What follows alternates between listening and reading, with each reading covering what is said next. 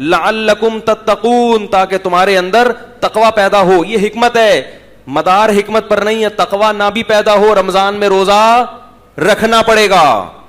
اگر ایک آدمی کہتا ہے رمضان کے روزے کا مجھے فائدہ نہیں ہے لہذا اگلے سال میں نہیں رکھوں گا, اور گنہگار ہوگا. کیوں؟ علت یہ ہے کتب علیکم الصیام, تم پر روزے فرض کیے گئے. اس میں حکمتیں ہیں کہ بھئی تقوی پیدا ہوتا ہے, للہیت پیدا ہوتی ہے, نفس پہ کنٹرول کرنے کی صلاحیت پیدا ہوتی ہے. یہ حکمت ہے, مدار حکمت پر نہیں ہے, مدار اس آیت پر ہے جس میں روزے کو فرض قرار دیا گیا. اب سمجھو کہ یہ جو اللہ نے کہا کہ سفر میں روزہ چھوڑ سکتے ہو, اس کی حکمت ہے کہ سفر میں مشکل ہوتی ہے.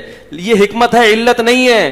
علت وہ آیت ہے جس میں سفر میں روزہ چھوڑنے کی اجازت دے دی گئی. لہذا سفر میں مشقت ہوگی تو بھی روزہ چھوڑنا جائز, مشقت نہیں ہوگی تو بھی روزہ چھوڑنا جائز ہوگا. اور سفر کے علاوہ اگر مشقت نہیں ہو تو بھی روزہ رکھنا فرض ہے, مشقت ہو تو بھی روزہ رکھنا فرض ہے.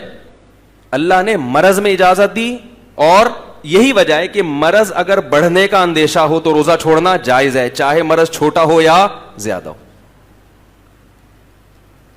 لہذا اللہ نے کہیں بھی نہیں قرآن میں کہا کہ کل اگر پیپر ہے تو روزہ چھوڑ دو, کیونکہ اگر اس پر مدار رکھا جاتا ہے نا حقیقی مشقت پر, کہ واقعی اگر مشقت ہے تو روزہ چھوڑ دو, تو مسئلہ پھر بڑا گمبھیر ہو جاتا. کیوں؟ اس لیے کہ میں یہ کہتا کہ گرمیوں میں مجھے کیا ہوتی ہے, تکلیف ہوتی ہے. ایک آدمی کے لیے کل پیپر کی وجہ سے روزہ چھوڑا جا سکتا ہے, تو میرا پیپر نہیں بھی ہے, مجھے جون کا روزہ ویسے ہی سمجھ میں نہیں آتا میرے. تو یہ تو ایک عجیب بھیڑ چال بن جاتی. وہ رکھ رہا ہے, وہ نہیں رکھ رہا, وہ کہہ رہا ہے مجھے تکلیف ہے, وہ کہہ رہا ہے تکلیف نہیں ہے, وہ کہہ رہا ہے تکلیف نہیں ہے, تو پھر روزہ کا ثواب کیا ہے؟ تو روزہ کو تو نام ہی مشقت کا ہے. کیا خیال ہے؟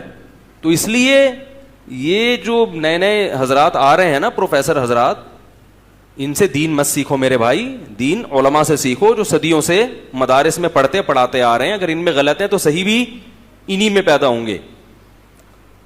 اسی وجہ سے تمام فقہا کا اجماع ہے کہ کیسی ہی شدید مشقت ہو, اگر سفر نہیں ہے اور مرض نہیں ہے تو آپ کو روزہ رکھنا پڑے گا. یہاں تک کہ کوئلے کی کان میں کام کرنے والا مزدور جو 1 منٹ پیاس پانی کے بغیر گزارا نہیں کر سکتا, اس کو بھی روزہ رکھنا پڑے گا. نہیں آ رہی بات؟ گرمیوں میں گڑھا کھودنے والا مزدور, اس کو بھی روزہ رکھنا پڑے گا, کیونکہ مشقت ہوگی. مشقت کی وجہ سے اللہ نے روزہ چھوڑنے کی اجازت نہیں دی. روزہ تو نام ہی مشقت کا ہے. سمجھ میں نہیں آ رہی بات؟ مشقت کی وجہ سے اجازت دی. مشقت تو اسی میں ہوتی ہے نا. ہر آدمی کو ایئر کنڈیشن لائف تھوڑی ملتی ہے. 1400 سال سے مسلمان ایئر کنڈیشن میں نہیں بیٹھتے آئے تھے, یہی تھا مزدوری کرنا, یہ کرنا, وہ کرنا, گڑھے کھودنا. یہ انہی لوگوں کو تو قرآن خطاب کر رہا ہے.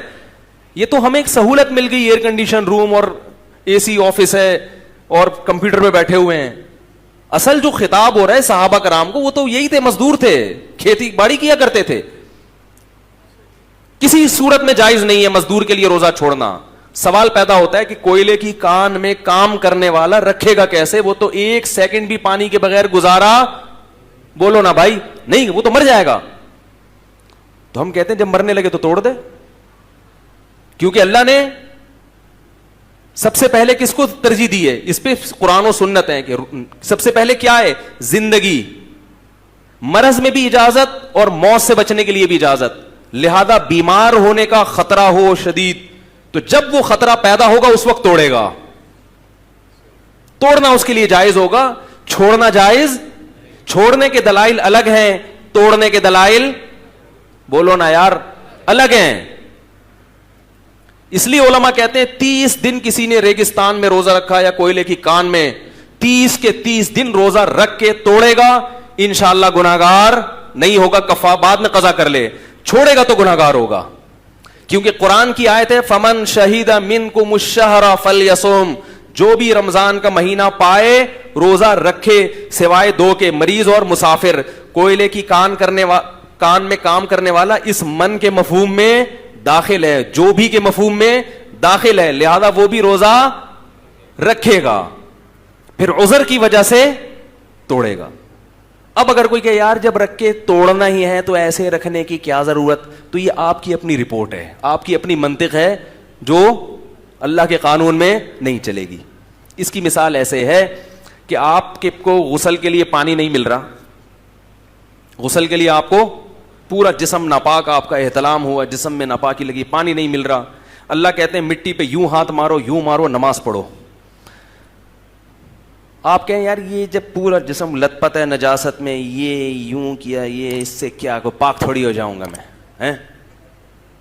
میں نہیں پڑھ رہا ہے, مجھے گندگی میں نہیں ہے. قضا کرنے کا گناہ ہوگا کہ نہیں ہوگا؟ بھئی تم اپنی عقل کیوں لڑا رہے ہو؟ اللہ نے کہہ دیا کہ تم یوں کر لو تو میں اس کو, اور نیت کا فرق ہے.